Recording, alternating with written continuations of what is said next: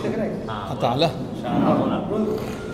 ग्वागर विधानसभेचा युतीचा उमेदवार म्हणून शिवसेना, भारतीय जनता पार्टी, राष्ट्रवादी काँग्रेस पक्ष, बहिराज सेना आणि सर्व घटक पक्ष यांच्या वतीने सर्वप्रथम मी तुमचं हार्दिक स्वागत या ठिकाणी करतो। उद्या माननीय मुख्यमंत्री एकनाथजी शिंदे साहेब यांचा ग्वागर येथे दौरा आहे। उद्याची सभा ही अभूतपूर्व अशी होणार आहे। मी आज या ठिकाणी शिवसेनेचा, भारतीय जनता पार्टी, राष्ट्रवादी काँग्रेस पक्ष, RP आणि सर्व घटक पक्षाच्या माध्यमातून आज तुमच्याशी संवाद साधायला या ठिकाणी आम्ही आलेलो आहोत। मी आज उमेदवार म्हणून तुमच्याशी संवाद जरी साधत असलो तरी माझ्यासारख्या सर्वसामान्य कार्यकर्त्याला आदरणीय मुख्यमंत्री एकनाथ शिंदे साहेबांनी उमेदवारी दिलेली आहे। त्या मला आता भविष्य काळामध्ये अधिक माझी कर्तव्याच्या भावनेने काम करण्याची माझी जबाबदारी ही वाढलेली आहे। सर्वजण आम्ही युतीचे सर्व सहकारीचे पक्ष आहेत, मग शिवसेना असेल, भारतीय जनता पार्टी असेल, राष्ट्रवादी काँग्रेस पक्ष असेल, RP असेल, बहिराज सेना असेल आणि सर्व घटक पक्ष आहेत, ह्या सर्व पक्षाचे कार्यकर्ते एक दिलाने एकमताने सर्वजण काम करत आहेत। या निमित्ताने बसलेले आमचे नेते शिवसेनेचे पाठक साहेब, ज्यांच्या मार्गदर्शनाने आम्ही काम करतो, ते आमचे नातू साहेब, त्याचप्रमाणे सदानंदजी चव्हाण साहेब आमचे ज्येष्ठ मार्गदर्शक आहेत। जिल्ह्याचे अध्यक्ष बाबाजी जाधव या ठिकाणी आहेत, शशिकांतजी चव्हाणसुद्धा आहेत। आम्ही सर्वजण, सर्व कार्यकर्ते एक दिलाने एक मनाने या निवडणुकीच्या प्रक्रियेमध्ये अतिशय जोमाने आम्ही सर्वजण काम करत आहोत। या निमित्तानं मला तुम्हाला एक सांगायचं आहे की उमेदवार म्हणून तुमच्यासमोर आलो असलो तरी माझी एकंदरीत असलेली राजकीय आणि सामाजिक कारकीर्द जी आहे, जी पार्श्वभूमी आहे, ती राजकीय आणि सामाजिक राहिलेली आहे। माझे वडील स्वर्गीय रामभाऊ भेंडे साहेब यांच्या प्रेरणेनं मी या सामाजिक आणि राजकीय जीवनामध्ये काम करायला सुरुवात केली आणि जवळजवळ 25 ते 30 वर्ष या क्षेत्रामध्ये काम करतो आहे। आणि मला आज उमेदवार म्हणून आदरणीय मुख्यमंत्री एकनाथजी शिंदे साहेब यांनी मला संधी दिलेली आहे। माझ्यासारख्या सर्वसामान्य कुटुंबातील कार्यकर्त्याला संधी दिलेली आहे। भविष्यकाळामध्ये अधिक कर्तव्याच्या भावनेने मी निवडणुकीला सामोरं जाणार आहे।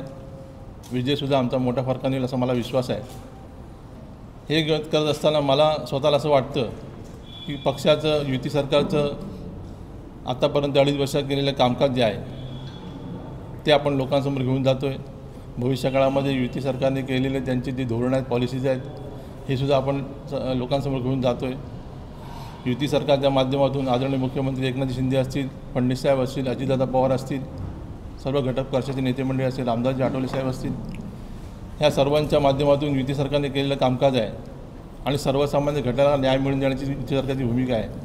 त्याच्यामध्ये लाडकी बहीण योजना असून दे, लाडका भाऊ असून दे, वयोवृद्धांची योजना असून दे, गॅस सिलेंडरच्या मोफतची योजना असो, ST संदर्भातली मोफत योजना असून दे, या सर्व योजना ज्या आहेत ह्या सर्व योजना घटक सर्वसामान्य माणसाच्या कुटुंबाला दिलासा देणाऱ्या योजना आहेत। परंतु शेवटी हे जरी असलं तरी पण उमेदवार म्हणून राजेश बेंडेंचं विजन काय आहे हे सुद्धा लोकांच्या समोर जायला पाहिजे, ही माझी प्रामाणिकपणाची भावना आहे। जेव्हा लोक आपल्यावरती विश्वास ठेवून मतदान करतात तेव्हा लोकांनासुद्धा कळायला पाहिजे की राजेश बेंडे आमचा उमेदवार तो कसा आहे, त्याचं विजन स्वतःचं काय आहे हे सुद्धा कळणं गरजेचं आहे।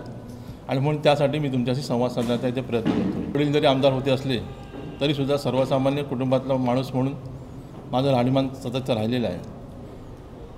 माझं स्वतःचं विजन असं आहे की मी कुणबी समाजातून येतो। कुणबी समाजाच्या सर्वांगीण विकासासाठी मी नेहमी काम करण्याचा प्रयत्न आतापर्यंत केला। माझ्या राजकीय आणि सामाजिक जीवनामध्ये माझा स्वतःचा एक ध्येय राहिलेलं आहे की कुणबी समाजाचा सर्वांगीण विकास व्हायला पाहिजे, त्याला योग्य न्याय आणि समान संधी मिळायला पाहिजे, त्याचा अधिकचा न्याय मिळाला पाहिजे आणि कुणबी समाज हा सर्व स्तरावरती जीवनमान त्यांचं उंचावलं पाहिजे, हा राजेश बेंडेंचा नेहमीचा प्रयत्न राहिलेला आहे। परंतु माझी तितक्या ताकदीने दुसरीसुद्धा भावना राहिलेली आहे की सर्व जाती धर्माच्या लोकांना बरोबर घेण्याची भूमिका राजेश बेंडेंनी नेहमी स्वीकारलेली आहे। सर्वांना समान न्याय आणि समान संधी मिळायला पाहिजे।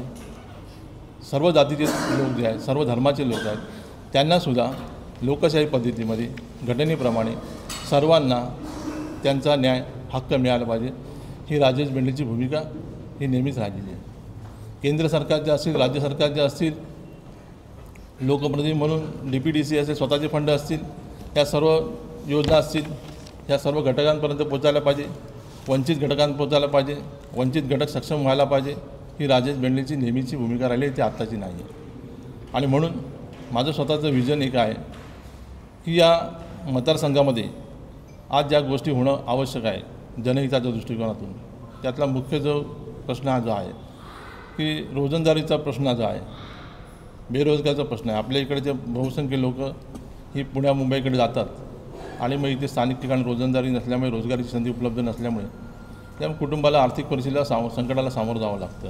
आणि त्याच्यामुळे माझा मुख्य अजेंडा हाच राहणार आहे की रोजगाराची संधी ती निर्माण व्हायला पाहिजे. पण ती करत असताना त्यासाठी शेती जी आहे, शेतीला प्रोत्साहन देण्याची भूमिका आपण स्वीकारायला पाहिजे.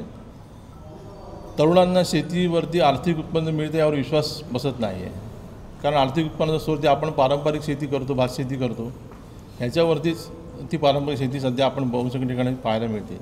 मला स्वतःला असं वाटतं की तरुणांच्या मनामध्ये एक प्रकारचा विश्वास व्हायला पाहिजे की शेतीमधून सुद्धा आर्थिक उत्पन्न मिळू शकतं, आर्थिक स्रोत मोठ्या प्रमाणात मिळू शकतो. अशा प्रकारचं वातावरण किंवा या प्रकारची एक सुविधा या मतदारसंघात निर्माण व्हायला पाहिजे. अधिकाधिक जमीन ही सिंचनाखाली यायला पाहिजे. अशा प्रकारचं काम हे करण्याचा आमचा मनोदय आहे. त्यासाठी धरणं असतील, जास्तीत जास्त जमीन सिंचनाखाली येऊन बारमाही शेती कशी करता येईल, मोठ्या मोठ्या बागायतदारी जमीन कशा करता येतील, अशा प्रकारे जर आपण एक चांगल्या प्रकारचं नियोजनबद्ध कार्यक्रम आखला तर त्यातून रोजगाराचा प्रश्न सुटेल. ह्याच्या पलीकडे जाऊन प्रदूषण विरहित जे कारखाने आहेत हे सुद्धा आपल्या भागात यायला पाहिजेत. ही सुद्धा आमची मुख्य भूमिका राहणार आहे. आणि त्यासाठी मी निश्चितपणे सर्व वडीलधारी मंडळांच्या किंवा नेते मंडळीच्या मार्गदर्शनाने निश्चितपणे काम करण्याचे आमचा पूर्ण भाग प्रयत्न त्यामुळे राहणार आहे. लोकांच्या फार मोठ्या अपेक्षा लोकप्रतिनिधीकडून असतात.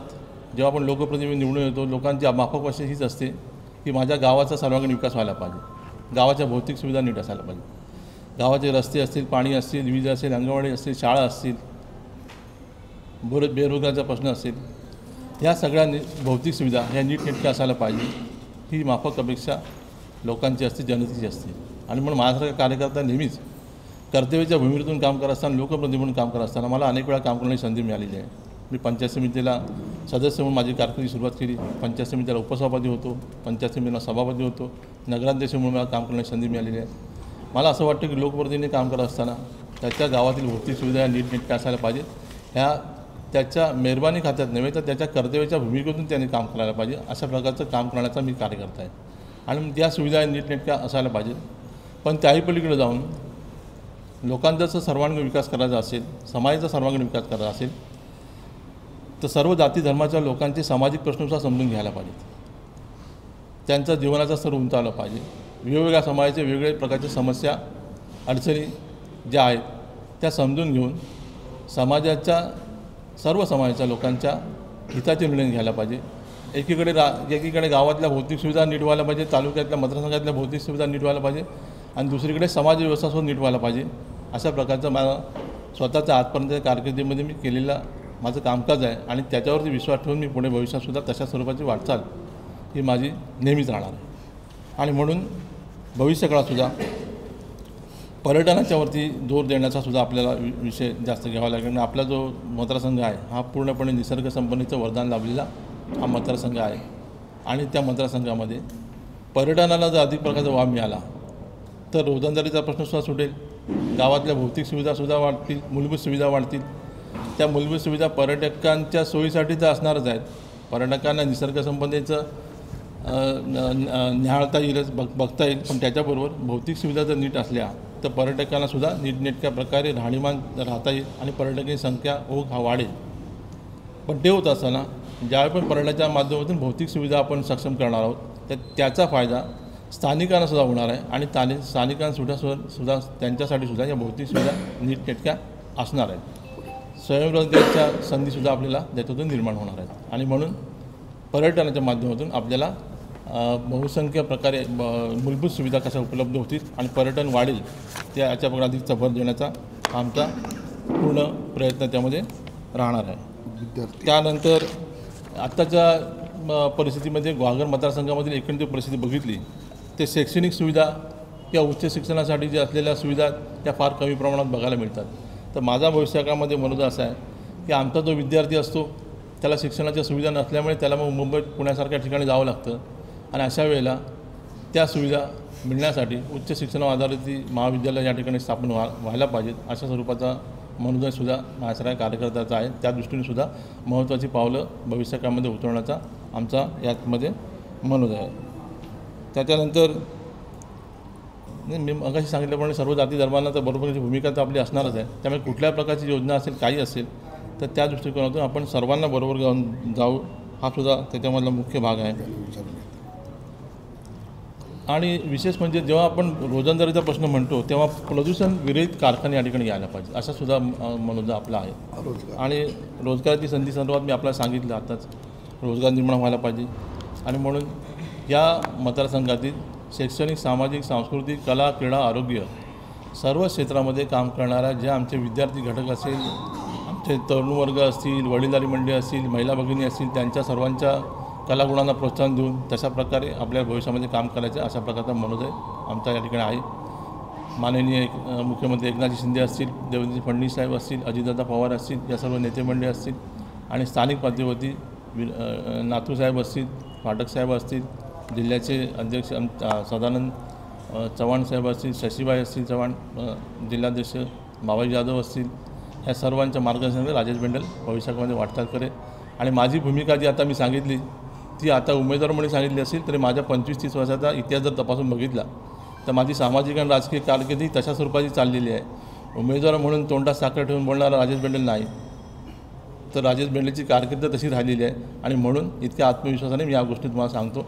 आणि मला विश्वास आहे की आता जनतेला बदल हवा आहे आणि त्या आधारावरती मोठ्या प्रमाणात प्रकल्प जो आहे, त्यामुळे मी अति आत्मविश्वासानं बोलता विश्वासपूर्वक सांगतो, मोठ्या मताधिक्याने, मोठ्या फरकाने विजय आमचा होईल अशा प्रकारचा आम्हाला विश्वास आहे. ह्याच्यामध्ये आता एकमेव तो प्रकल्प या तालुक्यामध्ये किंवा मतदारसंघात पाहायला मिळतो की रोजगाराची संधी निर्माण करून घेणार आहे. तिथे मर्यादित स्वरूपाचा नियंत्रण होता, त्यावेळी प्रचंड प्रमाणामध्ये तिथे वेगळ्या स्वरूपाचं वातावरण होतं. त्यामुळे तिथली अशी रोजगाराची संधी असेल किंवा उद्योगदायी संधी होती त्या काळात तिथे बघायला मिळाली.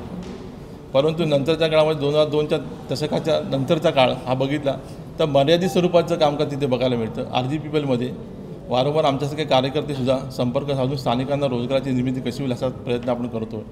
परंतु विजेची निर्मिती मधल्या काळामध्ये थांबत होती आणि उत्पादन जे होतं ते उत्पादनाला विक्री नसल्यामुळे तिथल्या अधिकाऱ्यांची आपल्या वारंवार ज्या चर्चा होत होत्या त्यानुसार विक्री होत नसल्याने उत्पादनसुद्धा थांबलं होतं. त्यामुळे विजेत बरं झालं तुम्ही आठवण करून दिलीत. ॲक्च्युली आरोग्याच्या सुविधा नीटनेटक्या व्हायला पाहिजे असं मी उजरता मुद्दा मांडला होता.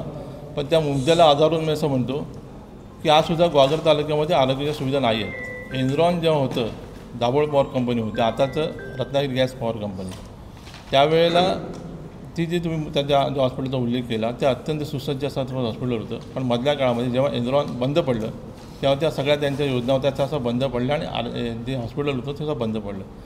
त्यामुळे ते हॉस्पिटल चालू व्हायला पाहिजे ही माझ्यासारख्या कार्यकर्त्यात पाठपुरावा करण्याचा आमच्यासारख्या कार्यकर्त्यात वारंवार प्रयत्न केलेला आहे. तालुक्यालासुद्धा सुसज्ज हॉस्पिटल व्हायला पाहिजे, आमचं ग्रामीण रुग्णालय तेथेसुद्धा सुधारणा व्हायला पाहिजे, अशा स्वरूपाचं कामकाज व्हायला पाहिजे. त्या दृष्टिकोनातसुद्धा भविष्यकाळामध्ये आमची वाटचाल असणार आहे. हे एक परिस्थिती आपल्याला दिसते की आपल्याकडे 12 महिने उत्पन्नाचं काय साधन आता तर दिसत नाही आहे. बघा, मी दुसऱ्यावरती काय बोलण्यापेक्षा मी माझं स्वतःचं विजन ठेवतो, मला काय करायचं याच्यावरती माझं भूमिका असते. आज वस्तुस्थितीमध्ये या तालुक्यामध्ये मतदारसंघामध्ये जी गोष्ट दिसत नाही, कारखानदारीचा आता दिसत नाही. एनरॉन हा RGPL हा एकमेव प्रकल्प दिसतो आहे, बाकीच्या कुठलाही प्रकल्प ते दिसत नाही आहे. प्रकल्प येण्याची गरज आहे, प्रदूषणविरहित कारखाने येण्याची गरज आहे. शेतीवर आधार उद्योगधंदे आपण लोकांच्या मनामध्ये विश्वास व्हायला पाहिजे, तीसुद्धा करण्याची गरज आहे. आणि त्याच्यामुळे माझ्यासारखा कार्यकर्ता मी सर्वसामान्य कार्यकर्ता आहे, माझं स्वतःचं विजन असं आहे ज्याने कोणाला काय करायचं होतं केलं नाही ते जनता 23 तारखेला त्या मतपेटीच्याद्वारे ते आपल्याला त्याचं उत्तर मिळणार आहे. सध्या RGPL कर्मचारी आत्महत्या करतायत, तोच मगाचा मुद्दा आहे. RGPL जे आहे ज्या ठिकाणी कर्मचारी आत्महत्या करतात, 5 वर्ष काम केलेलं आहे, त्याची खडानखडा माहिती मला आहे. मी तुम्हाला सांगतो ऐका, मी सांगतो CRZ संदर्भामधले पूर्वीची परिस्थिती होती बरोबर आहे. पूर्वी CRZ थर्डमध्ये आम्ही होतो, आता तुम्ही सेकंडमध्ये आलेला.